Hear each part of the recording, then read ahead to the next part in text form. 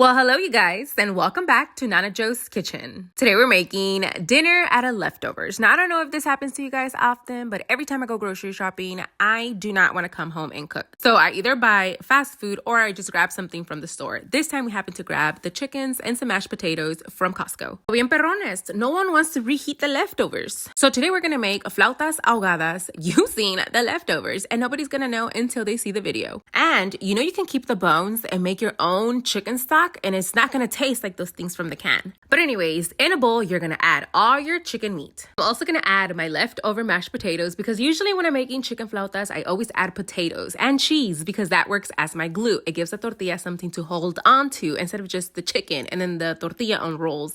Then you make a big mess in the oil and everything starts splattering. Anyways, mix everything together. The chicken bones, you're going to add them into a pot. You're going to add some onions, some garlic, some bay leaf. You can also do any of your leftover vegetable scraps that you have in your fridge. We all have those. A little bit of chicken bouillon or just salt and pepper. Add water and cover and let this simmer. In the meantime, you're going to make all of your flautas. The first and most important step is to warm up the tortillas. You don't even know how many comments I get on, how do you keep your tortillas from breaking? You have to warm them up. You have to make them pliable or they're going to crack, they're going to break, and everything's going to leak into the oil. I pop them in my microwave for about 5 minutes, depending on how many tortillas I have. And once they come out, I immediately start to separate them. That way they don't stick together. You're going to add enough filling, not too much, not too little. Then you're gonna close it up and then you're gonna put it seam side down. Once all the flautas are ready, now they're ready to fry. Now we're gonna fry them up in a medium to low heat oil. If it's too hot, the tortilla is going to unroll and then you're gonna burn it all up and everything's gonna get out. You're not deep frying either, so make sure that the flauta gets covered at least halfway.